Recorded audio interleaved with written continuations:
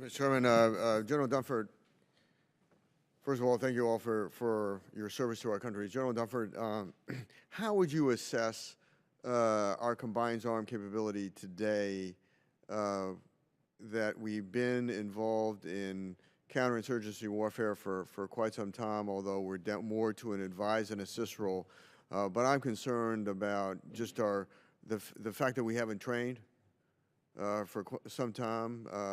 And how would you do that? How would you make that assessment? Yeah, Congressman, there's no question that over the course of almost a decade involved in primarily counterinsurgency operations, the Joint Forces' ability to integrate combined arms at the high end eroded.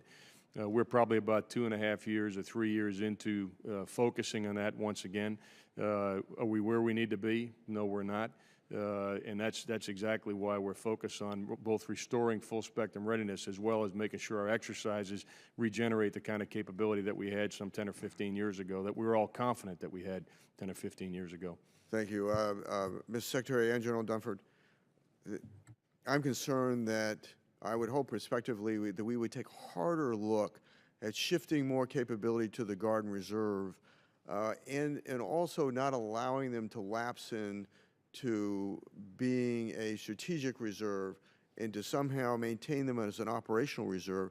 Now that, take a look at their training requirements, take a look at potentially mobilizing them on a periodic basis, even in a peacetime role, to maintain their effectiveness. But I think that we're not taking a hard enough look prospectively at being able to more cost effectively maintain our capability, but to utilize the Guard and Reserve more, and I wonder if both of you could comment on that. I concur with you that we need to do more thinking. We are doing more thinking. I think that the simple dichotomy between an operational reserve and a strategic reserve was made sense in the Cold War.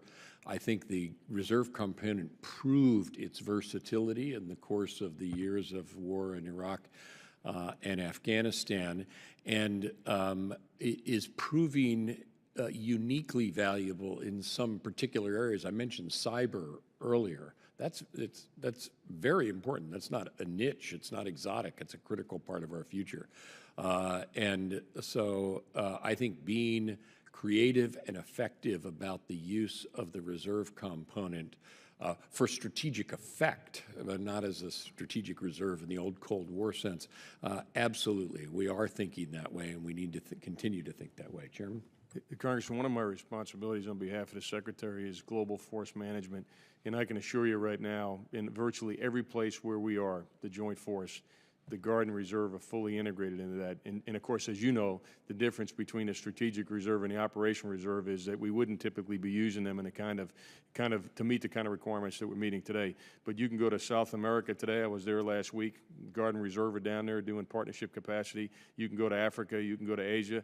You can look at BCTs that are being mobilized to participate in operations, elements of BCTs to participate in operations in Iraq and Afghanistan. So I would tell you today the Guard and Reserve are fully integrated in meeting all of the commitments that the Joint Force has, and I would envision that to be the case in the future, not just because it helps to maintain effective Guard and Reserve, but because we actually can't meet our requirements without fully integrating the Guard and Reserve into our overall force management processes.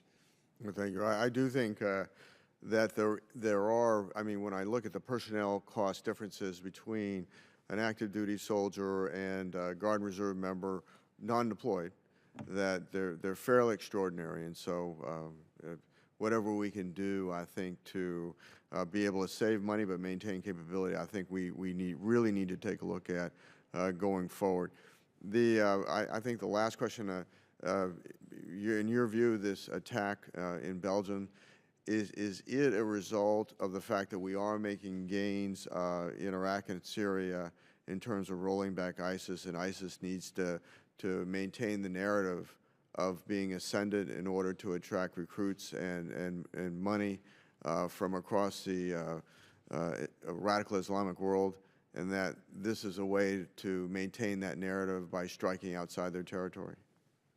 Congressman, I can't say whether this particular attack is a result of that, but we have always said, and we anticipate, that as we put increased pressure on the enemy in Iraq and Syria, and their narrative begins to erode because their freedom of movement erodes, the resources erode, and so forth, that they're going to lash out and conduct terrorist attacks. And so we would expect the kinds of things we saw in Belgium to be a result of pressure that they feel in other places. There's no question about it. They will balance conventional tactics, which we have seen from the enemy, with guerrilla tactics in places like Syria and Iraq when they're not as successful, with terrorist attacks around the world to maintain relevance and continue their jihad. There's no question about it. Okay. Thank you, Mr. Chairman. I yield back.